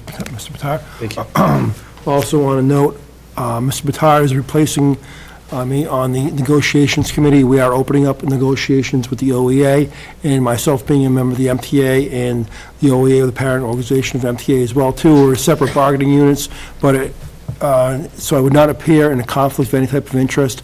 Mr. Batar has graciously accepted the appointment to the negotiations committee to negotiate with the teachers, the bargaining unit, along with Mrs. Ennis, and they'll be starting those negotiations shortly. Also, to Memorial Subcommittee, last meeting, we appointed Erin Sullivan, and we shall be getting going on this committee in the next month or so. As the weather clears, and right now, as you see, Mr. Batar alluded to, we have so much time caught up in the budget and the transparency and the hearings, is that you can only be out a couple nights a week. So when we get going on with that, and I'm sure Mrs. Ennis' committee will get going on as well, too. If anyone is interested in joining, any members of the public, the class size committee, please let Mrs. Ennis know, or the Memorial Remembrances Committee, and then we always have room for more volunteers in helping with the school committee with us. Mr. Coonan? Yes. The Finance Subcommittee could use some parental or taxpayer representation in addition as well. Okay. The members, I believe, are, town employees, members of the school committee, and members of FinCom, so if there's others who would be interested, they should contact you. Very well, yes, exactly. Mr. Tyson, the finance subcommittee, not the finance committee, the finance subcommittee. We could always use parent representation as well. Okay. We'll jump forward to Dr. Garceau. Your report this evening. Do you have anything else? Just briefly, I'd like to thank all of our administrators, our principals and directors for joining us tonight. Again, this is our budget, all of ours, and it's a budget of need, as we've said many times, and in support of all of our Oxford students. I'd also like to thank the Board of Selectmen for the opportunity to go before them Tuesday night, and we had a very open and frank conversation about the community survey results. It was a productive conversation, I think, and some budget discussion ensued. And I also had the opportunity to meet last week with the new town manager, and much the same, sat and had a very cordial, productive conversation with him, and I look forward to establishing excellent relationships with those groups as we work through the budget season. With tomorrow, we dodged the snowstorm tonight, so we will be in session tomorrow, and then I just wish everybody a restful holiday vacation for the February break, and we hit the ground running when we get back. Thank you very much. Thank you. Mr. Matthew, our business manager. Thank you very much. The committee has a memo regarding the FY16 transportation budget. As we've discussed a couple of times tonight, the bus bid is up with the end of this current fiscal year. It will be hitting the goods and services bulletin, I believe, not for next week, but the week after, as well as advertised in our local paper. The process is it needs to be advertised for at least 2 weeks before we can have the bid opening. That will be brought forward to school committee for approval and discussion once those bids are received. In order to facilitate a potential budget, what I've done is take our contractual requirements along with our expected FY16 internal transportation costs. The contract I'm projecting with a 15% increase, I expect that to be high, hopefully very high. However, in this particular area, I'd rather lean towards the conservative approach and making sure that the budgeted number is sufficient to whatever may come down. There are still a number of areas where we can look at the bid and the overall contract in terms of the number of buses required, et cetera. That's not something that's going to affect the bid per se, but based on the policies that the Transportation Subcommittee comes up, may affect the ultimate budget need. So that's where we stand with that particular. Mr. Matthew, on the bid process, I don't know how much you can allude to it, but historically, how many companies have bid on the Oxford Public Schools contract? It's been limited. I've been here for one bid. There were 2 companies that bid at that particular time. I believe previous to that, there have only been 1 or 2 as well. It's one of those interesting aspects of life in Massachusetts and the public bidding process that There doesn't seem to be a great competition for bus bids for whatever the particular reason. Thank you. Anything else? Yep. That's all I had there. I did want to also make mention, and this is going back a little bit, that I did send an update on the facilities and maintenance, the complete spreadsheet. I hope nobody printed it out, or at least looked at the number of pages before they did that. But going forward, what I'll do is update from Mr. Donay's spreadsheet all items that have been worked on and completed in the intervening time, and obviously there'll be a little catch-up with the next meeting. And then going forward, every 2 weeks, it'll be, again, that brief update, as well as any open issues that appear in the meantime. And just one last note, in terms of the FY15 budget, it looks like the 9C cuts are not going to affect local aid. That was Governor Baker's commitment when he came into office, and it looks like he's followed through with that. The legislature, I believe, has approved his recommendations for those cuts. So at the next meeting, I've had our payroll staff do projections for the end of the year based on where we are right now and with what we know. So I'll be able to present to the committee a truer projection much earlier in the year than we have in the past. And it's my hope at this point in time that we'll be able to take away that budget limitations that we've had and be able to clearly identify and move some monies around so that we have a clear path going forward for the end of the year. Thank you, sir. Members' requests? Mr. Mataro has a question for Mr. Matthews. I have a question for Go right Mr. ahead, sir. Matthew. In all of our budget discussions, we're constantly looking for efficiencies, and this one just popped into my head now. When we talked about collective purchasing quite a bit, which the school department does engage in, is there any opportunity to partner with any neighboring districts whose transportation contract may be up for renewal? Understanding that obviously they would be servicing individuals, the individual communities, but we'd have a larger collective buying power? I actually did reach out to the business manager in Auburn, whose contract is up this year as well, a couple of times, and there doesn't really seem to be a synergy there at this point in time for doing a collaborative approach like that.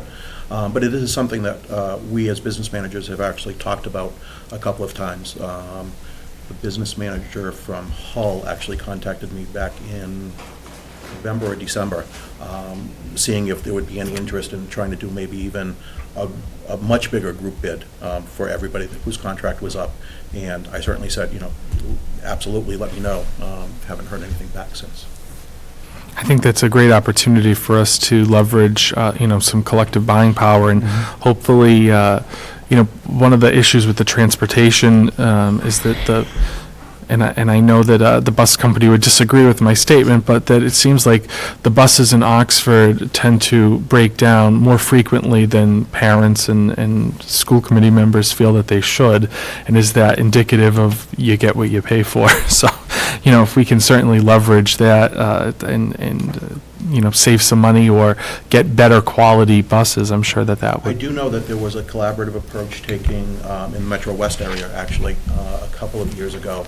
And I'm digging back into my memory banks here a little bit, but I think there were some positives, but there were a fair number of negatives as well from the observations of the business managers that I spoke with. And I know that Rhode Island, actually, quite a few years ago, tried to do almost like a statewide bid to varying degrees of success. Thank you. Very good, thank you. Okay, anything else? Members' requests, Mr. Mataro. Oh, time for me. Okay. A parent reached out to me regarding the, and I'm not going to use the official term, but the LICE policy that we passed, I think, at our regular school committee meeting, and had some concerns about parents of students in the classroom being notified.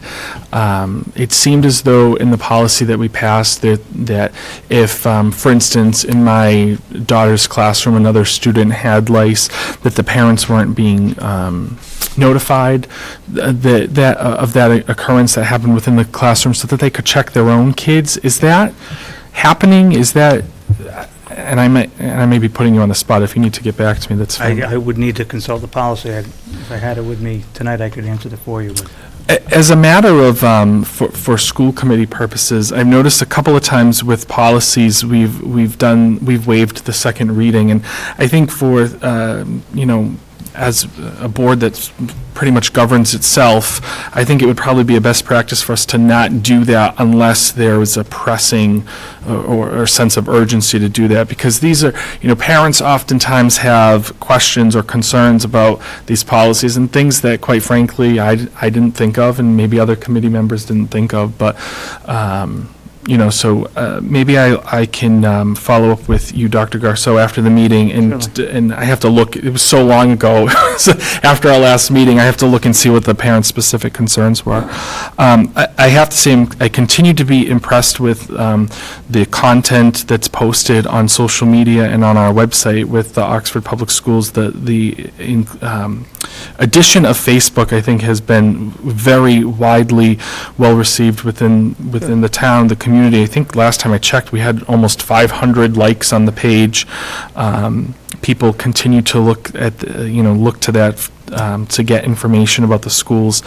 One thing that I'll say, and this is directed towards students who I'm sure probably aren't watching, but you are very good about, you're very accessible to the community. And one thing that I've noticed is that students have come to see this and seem to have no issue with tweeting the superintendent about closings and delays. And my message to the students who do that are that college recruiters and employers do search social media. And if I was a hiring manager and I checked your Twitter page and I saw that you were, speaking disrespectfully to this, who's ultimately the CEO of your school, then I would think twice about hiring you.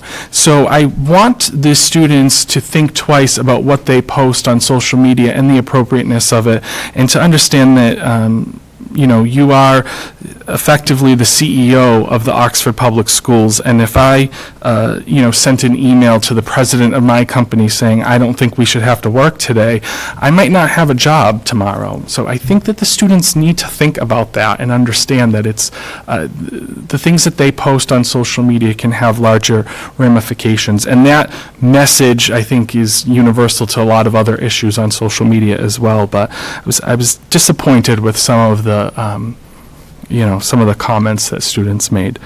I asked that the students in particular, but also the parents and other adults in the community, please be very careful with the driving. The amount of snow that we've had lately and the snow mounds are so high, it's hard to see, and it seems as though people if there's pedestrians walking in the street, they decide to go around them and enter the other lane. I'm just so fearful that there's going to be some serious accidents, and I know that in the past few weeks there have been a couple serious accidents in town, and I don't want to see any tragedy, so please be careful out there. As a matter of the school committee's policy manual, we have a lot on our plate with budget, but I would like to ask the chairman that once we exit budget season, that we really look at ramping up that or bringing back together that policy subcommittee. Mm-hmm. And I know that our resource, the Mass Association of School Committees, has a sample document that many districts use as their as a template, and then we can go in and certainly customize things that are particular to our district. The last thing that I'd like to say is I haven't not met him, but I'd like to welcome our new town manager. I'm looking forward to meeting him when he attends a meeting that of the school committee finance subcommittee, which includes Mr. Spitz and myself, as well as members of the finance committee and the town accountant. So I look forward to meeting him then, and I've said it before and I'll say it again, I hope that the town engages in the negotiation process with the OEA through their ability to appoint a municipal representative. So, thank you. Thank you, Mr. Padar. Mr. Griffin. I found in my notes what I was looking for at the beginning, so I apologize. It was January 12th, and it was the minutes, and at the bottom, it was the last, Can we hold that to next, can we hold that to next meeting? we can Yeah, certainly let's hold it that for to next me. time. Yeah, when the Absolutely. minutes come up next meeting. Sure, We'll do certainly. that then. Okay, So that was pretty much my only major concern, and okay, yeah. looking forward to Mrs. Susan's presentation. Oh, great. Very good, thank you. I am all set, thank you. Very good. Very quickly, thank you for all members for their input. Sammy had hit a lot of my points. The only thing I have very quickly is, and we talked about it, well, the nice thing about having, and thank the Dr. Garza, Mr. Matthew, for putting together these budget workshops, because it's nice to be able to sit across from the table and to talk with different members and to ask them questions but not deliberate. Because a lot of times in school committee, we end up in deliberations over things. But just be able to ask, well, what does this mean? What does this mean? And one of the things came up, we were talking a little bit, was about suspension. With that new 222 law and different things that the high school does, and then there was a position, and there was so many different things that came up with it. And I raised a little bit of questions with that. So I asked Dr. Garza, for an upcoming meeting, could we have a report of the suspension rate for the town of Oxford, so we could take a look at that and see how we're handling different categories and subcategories of students that are being suspended, and what are our students being suspended for, as we look towards budget interventions. What else is going to be put into this to help keep our students, make sure that we're teaching to the whole student. Yep, absolutely. Coffee, I forgot, the coffee, Project Coffee, we should publicly recognize there. I forgot. Yes. Yes, and Mr. Battaglia said it to me too, and last minute I did recognize Mr. Wells, and I know he's here tonight, and that he'll be going on a nice trip for coffee at a presentation, so we do congratulate Project Coffee for that, for the hard work that's being done there, and I think Mr. Wells at some point will present back when he's back from the trip. Thank you for that. Okay, that's all I have. Any further business? I will open the floor up. Anyone from the public want to speak? I will close the floor. Entertain a motion to adjourn. So moved. Moved in second. All those in favor, please say aye. Aye. Aye, 4 in affirmative, 1 absent. We are adjourned. Thank you and good night. Thank you.